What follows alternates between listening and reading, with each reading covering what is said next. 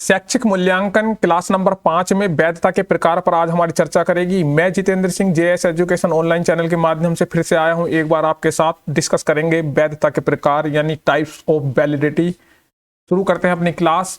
जैसे कि आप जानते हैं कि जब हम किसी का मूल्यांकन करते हैं तो कोई उद्देश्य बनाते हैं। उस उद्देश्य की टेस्टिंग के लिए हम कुछ परीक्षण तैयार करते हैं। उन परीक्षणों में देखते हैं कि परीक्षण वैध है या नहीं है। तो उसी वैधता पे आज हम जो चर्चा करेंगे यानी वैलिडिटी पे हमारी चर्चा होने वाली है। वैलिडिटी होती क्या है?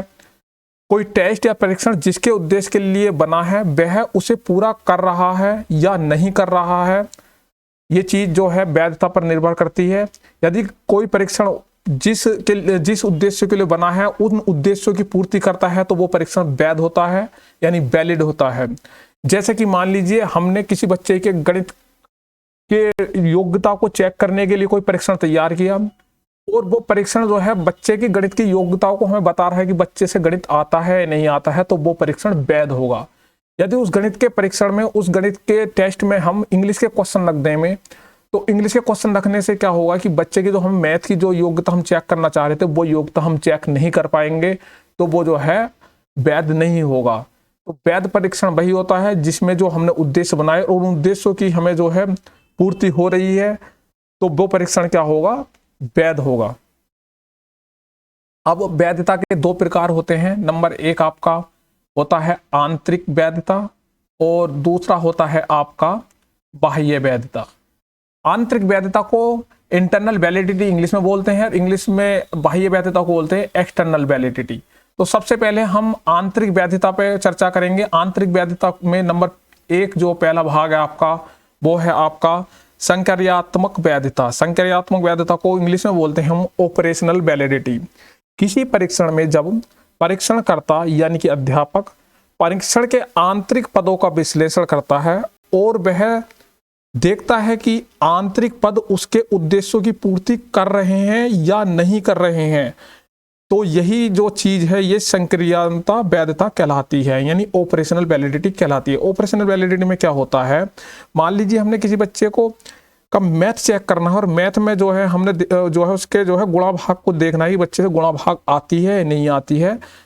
तो मैथ के टेस्ट में जो आंतरिक पद होंगे उसके क्वेश्चन होंगे और उन क्वेश्चनों का जो है हम देखते हैं कि वो मैथ को उसके जो हमने जो चीज चेक करना चाह रहे थे वो क्वेश्चन उस चीज को चेक कर रहे हैं नहीं कर रहे हैं। ऐसा नहीं कि मैथ का पेपर तो बना दिया, उसमें हमने गणित में जो है गुणा या भाग के क्वेश्चनों की बजाय हमने जोड़ घटा या और क्वेश्चन दे दिए जिससे कि हम टेस्ट नहीं कर पा रहे, उसके जो प्रश्न है वो सही से मापन नहीं कर पा रहे, सही से टेस्ट नहीं कर पा रहे उसके जो योग्यता है गुणा और भाग की।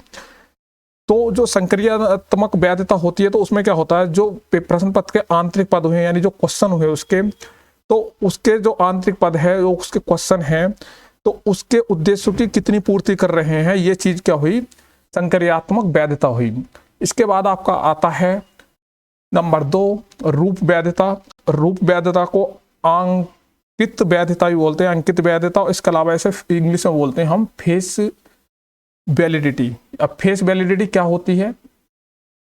परीक्षण या टेस्ट के जो हम कोई परीक्षण लेते हैं या कोई टेस्ट लेते हैं तो केवल उसके प्रश्नों को देखकर ही उसकी वैधता का जब हमें ज्ञान हो जाता है, उसका ज्ञात हो जाता है, तो वह होती है रूप वैधता होती है। यानी कि हमने किसी क्वेश्चन पेपर को देखा और देख के हमने बता दिया कि ये क्वेश्चन पेपर जिस उद्देश्य के लिए बनाया गया है उस उद्देश्य की पूर्ति कर देगा, तो वो क्या हुआ?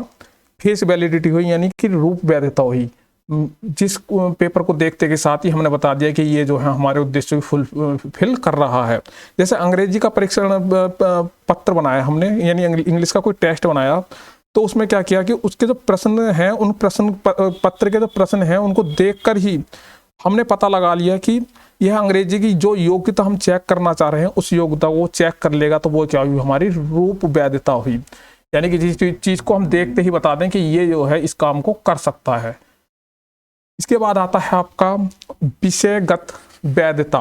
विषयगत वैधता को इंग्लिश में बोलते हैं कंटेंट वैलिडिटी। कंटेंट वैलिडिटी और विषयगत वैधता को समझते हैं ऐसा परीक्षण जिसमें प्रश्न पूरे पाठ्यक्रम से लिए गए हों, मतलब प्रत्येक बिंदु से प्रश्न उठाए गए हों। कोई सिलेबस है आपका, कोई पाठ्यक्रम है आपका, तो उस पूरे पाठ्यक्रम में से हर बिंदु से, हर भाग से जो है प्रश्न पूछे जाते हैं, तो उसे जो है हम विषयगत वैधता कहते हैं। ऐसा परीक्षण कैसा होता है? कंटेंट वैलिड होता है। और इस परीक्षण को जो है हम दूसरे नाम से भी जानते हैं। इसे एक इसका नाम होता है आपका पाठ्यक्रम वैधता। इसे पाठ्यक्रम वैधता के नाम से भी जानते हैं। तो विषयगत वैधता का एक उदाहरण लेंगे हम। हिंदी के परीक्षण में क्या, हम जब हिंदी की किसी योग्यता या कुछ चीज, हिंदी का कोई परीक्षण तैयार करते हैं हिंदी की योग्यता जानने के लिए, तो उस परीक्षण में हम क्या करेंगे? गद्य, पद, व्याकरण, लेखन संबंधित, यानी कि सारे ही पक्षों से प्रश्न लेंगे, जिससे कि उसका जितना भी सिलेबस है हिंदी का, सारा कंटेंट कवर हो जाए। तो इसी जो है कंटेंट वैलिडिटी बोलते हैं। इसके बाद आपका आता है नंबर 4, तर्क संगत वैधता। तर्क संगत वैधता को जो है हम प्रयुक्त वैधता भी कहते हैं। इसका दूसरा नाम जो होता है आपका प्रयुक्त वैधता होता है। जब किसी विशिष्ट उद्देश्य की पूर्ति करनी होती है तो तर्क संगत वैधता का प्रयोग किया जाता है। इस परीक्षण में जो पद होते हैं उनकी निर्माण केवल विशिष्ट इकाइयों को मापने के लिए किया जाता है। इसमें क्या होता है, कोई परीक्षण बनाया हमने, कोई टेस्ट बना रहे हैं हम, तो उस टेस्ट में क्या करते हैं कि हमें ऐसा टेस्ट बनाते हैं जिसमें हमें कोई विशेष चीज नापनी हो। मान लीजिए गणित है, गणित में हमें चेक करना है कि बालक से क्षेत्रफल का ज्ञान है नहीं है, क्षेत्रफल उसे निकालना आता है नहीं आता है, तो हमें जो है क्षेत्रफल से संबंधित ही क्वेश्चन देने हैं और हमें पता लगाना है कि बालक से वो चीज आती है या नहीं आती है। यानी कि किसी विशिष्ट चीज पर, किसी विशिष्ट इकाई पर हम फोकस करते हैं और उसके अनुसार हम जो है जब अपना प्रश्न पत्र तैयार करते हैं तो वो होती है हमारी तर्क संगत वैधता। इसके बाद हमारा आता है आंतरिक वैधता के अंतर्गत नंबर 5, कारक वैधता। अब कारक वैधता को समझेंगे। यहाँ पर कारक वैधता क्या होती है, इसे हम संप्रत्यय वैधता भी कहते हैं। जब परीक्षण में 2 चर या 2 गुण या 2 योग्यताओं का एक साथ मापन किया जाता है तो उसे कारक वैधता कहते हैं। ऐसे परीक्षण के माध्यम से गुणों और तत्वों का ज्ञान करके उसका सह संबंध ज्ञात किया जाता है। यानी हमने 2 गुण या 2 जो है चर हमने याद कर लिए कि जो बालक से जो है हिंदी कितनी आती है और इंग्लिश, अंग्रेजी का ज्ञान उसे कितना है या किसी भी क्षेत्र का कितना ज्ञान है, उन दोनों का ज्ञान का जो है हम मान लीजिए 80 नंबर का ज्ञान है उन्हें या 80-70 नंबर का ज्ञान है, तो इन दोनों के बीच में हम क्या करेंगे? सह संबंध ज्ञात करेंगे कि इन दोनों विषय में या इन दोनों गुणों में इसके क्या सह संबंध है। तो ये क्या होती है? हमारी कारक वैधता होती है। अब इनके बाद आती है आपकी बाह्य वैधता। बाह्य वैधता में सबसे पहले आपका आता है संरचनात्मक वैधता। संरचनात्मक वैधता को जो है इंग्लिश में हम बोलते हैं कंस्ट्रक्ट वैलिडिटी। इसे इसका अन्य नाम भी होता है एक निर्मित वैधता, और इसके अलावा एक इसका अन्य नाम और होता है, उसे बोलते हैं हम अन्वय वैधता। तो इसके 3 नाम होते हैं, निर्मित वैधता, अन्वय वैधता, संरचनात्मक वैधता। तो ये इन नामों से जानी जाती है, लेकिन इसका इंग्लिश में एक ही नाम होता है कंस्ट्रक्ट वैलिडिटी। अब इसे जो समझते हैं यहाँ पर क्या होता है, तो इसमें क्या होता है, टेस्ट लेने वाला यह जानना चाहता है कि, यानी कि जो अध्यापक है जानना चाहता है कि जो परीक्षण प्राप्त अंक है और अन्य गुणों का प्राप्त अंक है उसके मध्य जो संबंध स्थापित है उसके बारे में जो है यहाँ पर परीक्षणकर्ता जानना चाहता है। मान लीजिए जो किसी बालक को हमने, जो बालक का फलांक है यानी कि जो उसके अंक प्राप्त हो रहे हैं और उसका मनोवैज्ञानिक अर्थ क्या है या किस कारण एक व्यक्ति किसी व्यक्ति से अलग है, यानी कि किसी बालक के 30 नंबर हैं और किसी बालक के 40 नंबर हैं, तो ये इस प्रकार से अलग है, ये विशिष्ट क्यों है, विशिष्ट किस रूप में है। मान लीजिए किसी बच्चे को हम कहते हैं हिंदी में होशियार है, किसी बच्चे को कहते हैं अंग्रेजी में होशियार है, तो किस चीज को लेकर वह होशियार है, तो उसका जो परिणाम है बच्चे का किसी विशिष्ट योग्यता का, उसका परिणाम और जो अंकित मतलब जो उसका पूर्णांक है, जो उसका उस परीक्षण का प्राप्तांक है, तो उसका प्राप्तांक उसके जो बच्चे के गुणांक मतलब गुणों का जो प्राप्तांक है उसके मध्य हम क्या करते हैं, संबंध स्थापित करने की कोशिश करते हैं। इसे जो है संरचनात्मक वैधता कहते हैं। संरचनात्मक वैधता क्या होता है, परीक्षण पर प्राप्त अंकों तथा अन्य गुणों के प्राप्तांकों के मध्य जो है संबंध स्थापित किया जाता है।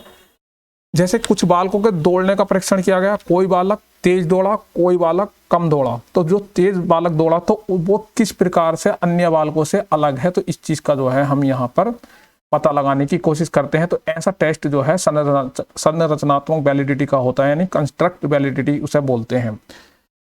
इसके बाद आपका आता है पूर्व कथनात्मक वैधता। पूर्व कथनात्मक वैधता को जो है हम इंग्लिश में बोलते हैं प्रेडिक्टिव वैलिडिटी। इसे भविष्यकालिक वैधता भी बोलते हैं, यानी कि भविष्यकालिक वैधता या प्रेडिक्टिव वैलिडिटी बोलते हैं। इसमें क्या होता है, हम बालक का जो वर्तमान है, वर्तमान के कार्य, वर्तमान की परिस्थिति, वर्तमान के ज्ञान, वर्तमान के व्यवहार के आधार पर जो है हम उसके भविष्य के बारे में हम बता सकते हैं कि बालक आगे चल के इस तरीके से अपना व्यवहार कर सकता है या ये चीज़ कर सकता है। जैसे 12वीं में बालक के व्यवहार और प्रदर्शन पर हम पता लगा लेते हैं कि गणित में अच्छा है या बायोलॉजी में अच्छा है। यदि वो बायोलॉजी में अच्छा है तो भविष्य में जाके क्या बन सकता है, डॉक्टर बन सकता है। तो इस प्रकार के टेस्ट में क्या होता है, पूर्व कथनात्मक वैधता का गुण होता है, यानी प्रेडिक्टेबल वैलिडिटी होती है, जिसमें हम चेक करते हैं कि बालक आगे चल के क्या बनेगा। तो इस तरीके के टेस्ट में जो है इस तरीके की वैलिडिटी होती है। इसके बाद आता है आपका समवर्ती वैधता। समवर्ती वैधता को जो है हम कॉन्क्रीट वैलिडिटी भी बोलते हैं इंग्लिश में से। और कॉन्क्रीट वैलिडिटी का मतलब होता है, इसका मतलब होता है कोई परीक्षण करते हैं और इसमें क्या होता है कि जब हम कोई परीक्षण करते हैं और रिजल्ट निकाल कर फिर अन्य विधि से उसका रिजल्ट निकाला जाता है। मान लीजिए हमने कोई परीक्षण किया किसी बालक के ऊपर, किसी बालक का आईक्यू टेस्ट कर लिया हमने, आईक्यू यानी बुद्धिलब्धि टेस्ट की अपने तरीके से, हमने कोई क्वेश्चन पेपर दिया आईक्यू टेस्ट करने के लिए। फिर हमने एक जो स्टैंडर्डाइज्ड परीक्षण है या कोई मार्केट में पहले से उपलब्ध परीक्षण है, किसी अन्य विद्वान द्वारा टेस्ट बनाया गया है उसी लेवल का, तो उससे आईक्यू हमने टेस्ट किया। तो दोनों की आईक्यू में जो है हम जो है संबंध ज्ञात करते हैं कि दोनों के आईक्यू में कोई अंतर नहीं आना चाहिए। मान लीजिए हमने टेस्ट लिया किसी बच्चे का मैथ का अपनी छमाही परीक्षा में, तो उसके 30 में से 30 अंक आते हैं और उसके बोर्ड में जो है 30 में से जो है 10 अंक आते हैं, तो हमारा टेस्ट जो है समवर्ती वैलिडिटी नहीं रखता, यानी उसमें कॉन्क्रीट वैलिडिटी नहीं है। तो समवर्ती वैधता का जो गुण होता है वो ये होता है, जो टेस्ट हम ले रहे हैं तो वो टेस्ट जो है हमारा जो है मान्यता प्राप्त टेस्ट के बराबर होना चाहिए। जो मान्यता प्राप्त टेस्टों के रिजल्ट आते हैं तो उसी के अकॉर्डिंग हमारे टेस्ट का रिजल्ट भी आ रहा है, तो हमारा टेस्ट जो होगा, जो हमने परीक्षण तैयार किया, तो उसमें जो है समवर्ती वैधता का गुण भी होगा। तो ये वैधता के जो हैं विभिन्न प्रकार थे, इन विभिन्न प्रकारों को यहाँ पर समझने का प्रयास किया। इसके बाद जो पूछ लिया जाता है, वैधता को प्रभावित करने वाले कारक हमारे नंबर 1 होता है आपका अस्पष्ट निर्देश, यानी कि किसी भी परीक्षण में अगर अस्पष्ट निर्देश है तो वहां पर जो है बच्चे वो परीक्षण सही नहीं माना जाता, क्योंकि जब तक स्पष्ट निर्देश नहीं होंगे बच्चे के लिए कि क्या करना है क्या नहीं करना है, तो सब चीजें स्पष्ट होंगी तभी जो है उसे वैध माना जाता है किसी परीक्षण को। अगला जो परीक्षण की वैधता पर प्रभाव डालता है वो अभिव्यक्ति का माध्यम, यानी कि आपका मीडियम, आप हिंदी मीडियम के और इंग्लिश मीडियम में आपका टेस्ट ले ली जाए तो वो भी टेस्ट वैलिड नहीं होगा। अगर मान लीजिए आप गणित जानते हैं, वो गणित को इंग्लिश में क्वेश्चन आपको लिख के दे दे, लेकिन आप इंग्लिश में नहीं समझ पा रहे हैं, हिंदी में समझेंगे तो आपका हम जो है सही मूल्यांकन नहीं कर रहे। आपसे वो चीज आती है लेकिन आप नहीं बता पा रहे माध्यम की वजह से, तो ये भी जो है वैलिडिटी को प्रभावित करता है, जो आपका माध्यम होता है। प्रश्नों की भाषा एवं शब्दावली। अब प्रश्नों की भाषा सरल होनी चाहिए, शब्दावली आसान होनी चाहिए, तो जिसे आसानी से समझ पाए कि पूछना क्या चाह रहे हैं अध्यापक या परीक्षण में जो प्रश्न दिए हैं उनका मतलब क्या है, तो तभी जो है उसका उत्तर सही दे पाएगा। अन्यथा वैधता जो है उसको प्रभावित करती है किसी भी परीक्षण को, प्रश्नों की भाषा और शब्दावली। प्रश्नों की कठिनाई जो है कठिन स्तर भी होना चाहिए, सामान्य स्तर भी होना चाहिए, नहीं हर दृष्टि के क्वेश्चन होने चाहिए। और कठिन स्तर के क्वेश्चनों को जो है शुरुआत में नहीं देना चाहिए, उन्हें जो है लास्ट में रखना चाहिए, ताकि शुरुआत में बच्चे का समय खराब ना हो। जो कमजोर बुद्धिलब्धि के बच्चे होते हैं वो कठिन स्तर के प्रश्न नहीं कर पाते। प्रश्नों की वस्तुनिष्ठता। यदि प्रश्नों में वस्तुनिष्ठता नहीं है तो वो परीक्षण ही वैध नहीं होगा। किसी क्वेश्चन में अगर निबंधात्मक प्रश्न है तो उसमें जो है 10 में से बच्चे को हम जो है 9 या कोई टीचर 8 या कोई टीचर 7 दे सकता है, तो यहाँ पर जो है वैलिडिटी यानी वैधता, जो उस टेस्ट की वैधता कम हो जाएगी क्योंकि उसके जो परिणाम है चेंज हो रहे हैं। लेकिन अगर प्रश्न वस्तुनिष्ठ है, उसका ऑप्शन 4 है, उन 4 में से कोई सा एक लगाना है, तो वहां पर जो है सही या गलत होने के ही चांस होंगे कि उस क्वेश्चन का आंसर, मान लीजिए बच्चा 9 नंबर प्राप्त कर रहा है तो दूसरा बच्चा भी उस आंसर पर 9 नंबर ही प्राप्त करेगा यदि दोनों के आंसर सेम है। तो तो जो है वैधता को ये भी प्रभावित करती है। किसी भी टेस्ट के प्रकरणों का अवांछित भाग, यानी कि हर भाग से हमें जो है प्रश्न नहीं लिए हैं, तो ये चीज़ भी जो है वैधता को प्रभावित करती है। किसी बच्चे से कुछ चीज़ अच्छी आती है, किसी बच्चे से कुछ चीज़ नहीं आती है। मान लीजिए क्वेश्चन पेपर में वही चीज़ आएगी कि किसी बच्चे से जो चीज़ आती है तो वो तो उसे सही से कर देगा, तो उसके नंबर 100 में से 100 आ जाएंगे। जिस बच्चे से वो चीज़ नहीं आती तो वो बच्चा जो है उसमें नंबर नहीं ला पाएगा। तो इससे जो है सही योग्यता का बच्चों की नहीं पता चलेगा। तो इसलिए जो है हर बिंदु से हमें प्रश्न लेने चाहिए। मापन का उद्देश्य, हम जो चीज़ मापना चाह रहे हैं वही टेस्ट नापता है, तो वो वैधता को प्रभावित नहीं करता है। अन्यथा मान लीजिए हमने मैथ का हम टेस्ट ले रहे हैं, उसमें हमने इंग्लिश के सवाल डाल दिए, तो वो जो है उसकी वैधता को प्रभावित कर देगा, क्योंकि हम मैथ की जो योग्यता नहीं चेक कर पा रहे हैं सही से, अंग्रेजी के प्रश्नों की वजह से जो है उसकी वैधता प्रभावित हो जाएगी। तो ये जो होते वैधता के प्रभावित करने वाले कारक, आप इस पर एक नज़र डाल सकते हैं। कभी 1 या 2 नंबर में आपसे पूछ लिए जाते हैं। परीक्षण की वैधता को ज्ञात करने की जो विधियां होती हैं, ये कभी कभी ऑप्शनल आ जाता है। तो कौन कौन सी विधियां होती हैं आपकी? एक होती है तार्किक विधि, इसका दूसरा नाम होता है आंतरिक कसौटी। दूसरी विधि होती है आपकी सांख्यिकी विधि, इसका दूसरा नाम होता है बाह्य कसौटी। तो आज हमने अपनी क्लास में वैधता के प्रकार पर चर्चा की। वैधता के प्रकार पर चर्चा करने के बाद कल हमारी क्लास में हम विश्वसनीयता के प्रकार पर, विश्वसनीयता पर चर्चा करेंगे। हम स्टेप बाय स्टेप चल रहे हैं। आपके लिए जो ये जो क्लास है, एक टेट, सीटेट, बीएड, डीएलएड, यानी कि ये ऐसी क्लास है कि आप किसी भी क्लास के लिए, किसी भी टेस्ट के लिए यहाँ से कंटेंट को समझ सकते हैं और अपना अप्लाई कर सकते हैं अपनी परीक्षा में। आपके लिए बहुत लाभकारी होगी। मैं उम्मीद करता हूँ आपको समझ में आया होगा आज का लेक्चर। धन्यवाद, नमस्कार।